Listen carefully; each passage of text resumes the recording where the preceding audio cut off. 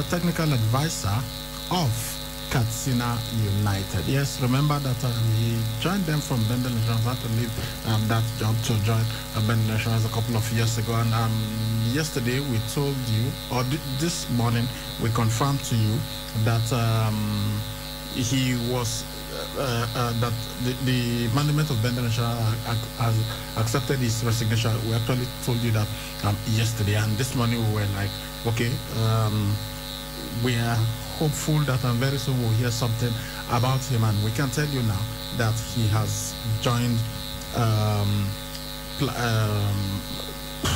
Katsina United as their technical advisor, and we've got pictures of him at their training earlier today.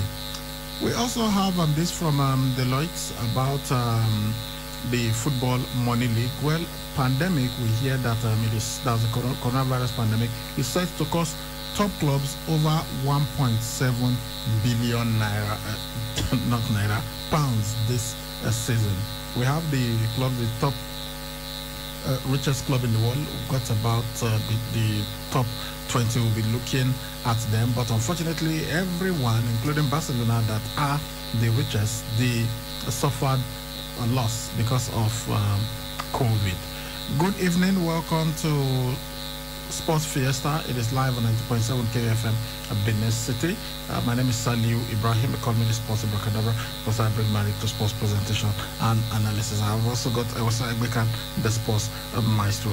Egosa, let's begin from this one, the story that we are just getting from Katsina United, and it is that Baldwin Bazaye, former coach of Bendel Insurance, has been unveiled as the technical advisor of Katsina United.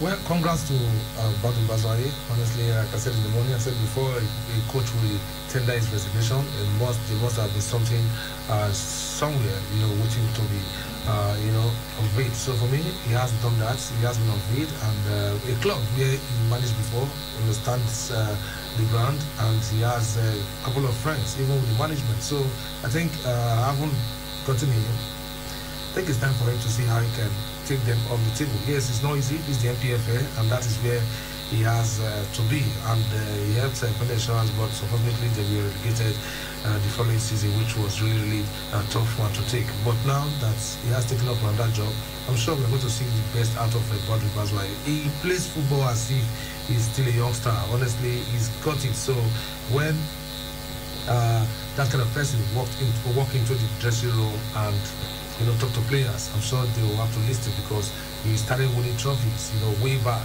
and he has also played football with the national team and all that. So for me, I think it's a great one for him. But a way to start the year. Congratulations goes to him. But where they are right now, he has got a whole lot of work to do, because they've got just 7 points, from the 6 games that they played, and they are 14th on the table. But his baptism of fire right now is in the second stage with the Katsina-based side will be against Enyimba on Sunday. So a massive one, and that promises to be a big test for him, though it's not. That's away from home? Yeah, away from home. Anyway, if you are going to be a manager, you are going to, you're supposed to play all teams, so why not start with the most difficult? Yeah, play Enyimba away from home.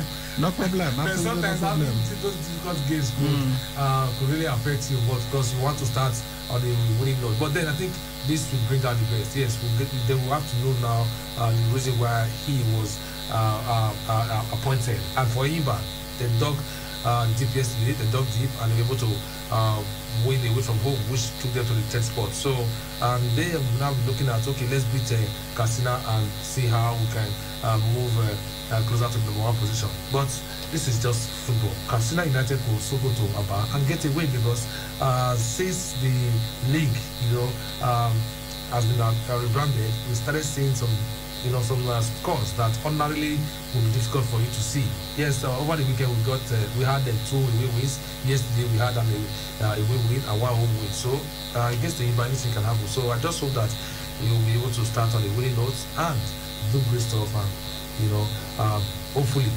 return to insurance and also help them. It's possible for him to have maybe 2 or 3 stints with insurance, but I just think this is the best way for him, since he he felt, okay, I have to take a step, higher. But it's a great one, the PFS side compared to NLL. But then, I think he's the manager for the right person for the job, and I hope he justifies that by doing well for them. All right, let's go to Europe now and tell you what's happening in world football. Well, the coronavirus pandemic is going to cost Europe's top 20 richest clubs over 1.7 billion pounds by the end of this season. This is what Deloitte Football Money League survey found out. They said that the clubs had already lost around 976 million pounds up to the end of the extended 2019-2020 season, and clubs have suffered considerable losses on both broadcast and match day revenue. And that's why, look, no league will want to accept now that if you tell them to stop playing because of the pandemic, they want to find a way to manage. So at least with the TV rights deal, they can be getting money, even if fans are not able to come to the studio. Barcelona, they generated more money than any other club in Europe during this period, but they still had the second largest revenue fall in absolute terms. The Catalan club, they saw a drop from 741.1 million pounds to 627.1 million pounds, although they remain narrowly ahead of their La Liga rivals Real Madrid, whose revenue fell from 667.5 to 627 million pounds. And Bayern Munich, of course, Manchester United and Liverpool, they are in the top four. In the top five. Liverpool, they moved from the 7th position last year and replacing Paris Saint-Germain. So this is how this club, the revenue that they made compared to 2019-2020. The revenue that they made in 2019-2020 compared to what they made in 2018-2019. Barcelona are top. They made, as we've told you, 627.1 million pounds in the just concluded season. But when you compare that to the season before the pandemic, they made 741.1 million pounds. Real Madrid are second. They made 627 million pounds, just 0.1 million pounds, which is about 100,000 pounds less than what Barcelona made. And in 2018-2019, they made 667.5 million pounds. So compared to Barcelona, they didn't lose that much. Bayern Munich last season made 556 million pounds. The previous season, they made 581.8 million pounds. Manchester United made 509 million pounds. The previous season, 627.1 million pounds. Liverpool are fifth in Europe. They made 489.9 million pounds. The previous season, they made 533 million pounds. Then sixth, Manchester City, 481.6 million pounds. The season before that, they made 538.2 million pounds. So far, no club has made a profit compared to the previous season. Paris Saint-Germain, they are seventh. They made 474.1 million pounds. The previous season, they made 560.5 million pounds. Eighth position, Chelsea. Last season, they made 411.9 million pounds.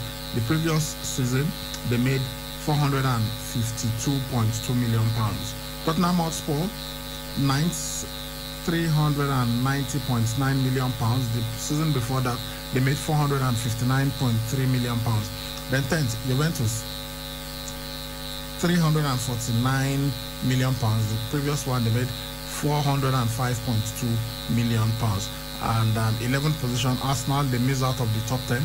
They made 340.3 million pounds. The season before that, they made 392.7 million pounds.